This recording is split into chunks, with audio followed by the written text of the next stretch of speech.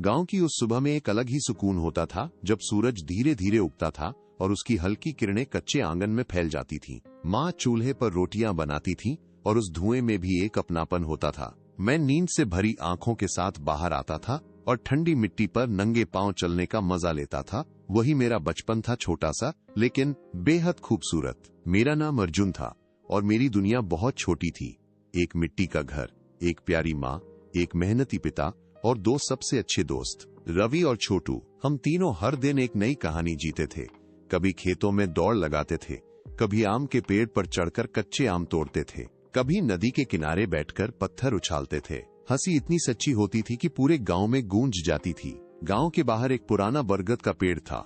उसके नीचे हम हर शाम बैठते थे। वो हमारा ठिकाना था, हमारा खेल का मैदान, हमारा छोटा सा संसार। मैं अक्सर सोचता था काश ये दिन कभी खत्म न हो, लेकिन वक्त को कौन रोक पाया है। धीरे धीरे हालात बदलने लगे। पिता की तबीयत खराब रहने लगी। पहले वो खेतों में दिन भर काम करते थे, लेकिन अब जल्दी थक जाते थे। माँ की आंखों में चिंता बढ़ने लगी। घर का खर्च चलाना मुश्किल होने लगा। एक दिन ऐसा आया जब पिता खेत में काम करते करते गिर पड़े। उस दिन पहली बार मेरे दिल में डर ने जगह बनाई। कुछ ही महीनों में पिता हमें छोड़कर चले गए। घर में सन्नाटा छा गया। माँ की रोने की आवाज आज भी मेरे कानों में गूंजती है। उस दिन मेरा बचपन भी कहीं खो गया। अब खेल की जगह जिम्मेदारियों ने ले ली। मैं स्कूल से लौटकर काम करने जाने लगा। कभी दुकान पर सामान उठाता, कभी खेतों में मजदूरी करता। मेरे हाथों की कोमलता अब सख्ती में बदलने लगी। रवि और छोटू अब भी मुझे बुलाते थे, लेकिन मैं अक्सर मना कर देता था।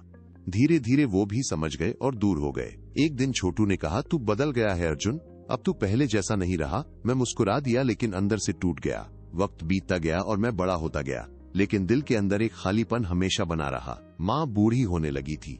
उनकी आंखों की रोशनी कम हो गई थी। एक रात उन्होंने मेरा हाथ पकड़ा और कहा, बेटा तूने बहुत कुछ सहा है, लेकिन अपने दिल को कभी पत्थर मत बनने देना। मैंने सिर हिलाया, लेकिन शायद मेरा दिल पहले ही पत्थर बन चुका था। कुछ साल बाद माँ भी मुझे छोड़कर चली गई। अब मैं बिल्कुल अकेला था। उस दिन मुझे ऐसा लगा जैसे मेरा पूरा अतीत मुझसे छिन गया हो। मैं शहर चला गया।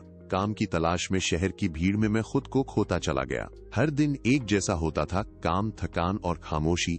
ना कोई अपना था, ना कोई बात करने वाला। एक दिन अचानक मैंने सोचा, क्यों ना गांव वापस चला जाए, शायद वहां मुझे सुकून मिल जाए। कई सालों बाद जब मैं गांव पहुंचा तो सब कुछ बदल चुका था। मिट्टी के घर पक्के बन गए थे, गलियां साफ थीं, लेकिन उनमें वो पुरानी खुशबू नहीं थी। मैं सीधे उस बरगद के पेड़ के पास गया। वो अब भी वहीं खड़ा था, लेकिन अब बूढ़ा हो चुका था। उसकी शाखाएं सूखने लगी थीं। मैं उसके नीचे बैठ के आंखें बंद की तो बचपन की सारी यादें सामने आ गईं। रवि की हंसी, छोटू की शरारत, माँ की आवाज और पिता का प्यार। मेरी आंखों से आंसू बहने लगे। मैंने धीरे से कहा, क्यों सब कुछ खत्म हो गया? तभी पीछे से एक आवाज आई, भैया। मैंने मुड़कर देखा, एक छोटा सा बच्चा खड़ा था। उसकी आंखों में वही मासूमियत थी। उसने पूछा, आप रो क्यों रहे हो? मैं कुछ नहीं बोल पाया, बस मुस्कुरा दिया। वो बोला, आप यहाँ खेलते थे क्या? मैंने सिर हिलाया। वो बोला, मैं भी यहाँ खेलता हूँ, ये जगह बहुत अच्छी है। मैंने उसे देखा और सोचा, शायद जगह वही रहती है, बस लोग बदल जाते हैं। शाम होने लगी थी, सूरज ढल रहा था और आसमान लाल हो रहा था।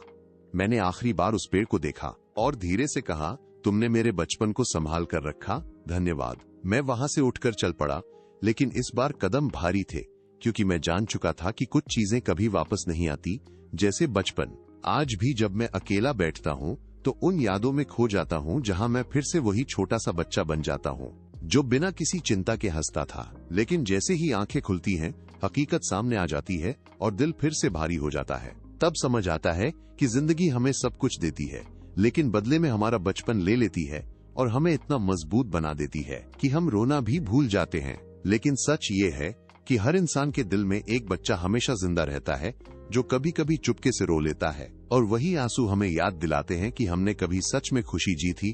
और शायद वही सबसे बड़ा दर्द है कि वो खुशी अब सिर्फ याद बनकर रह गई है।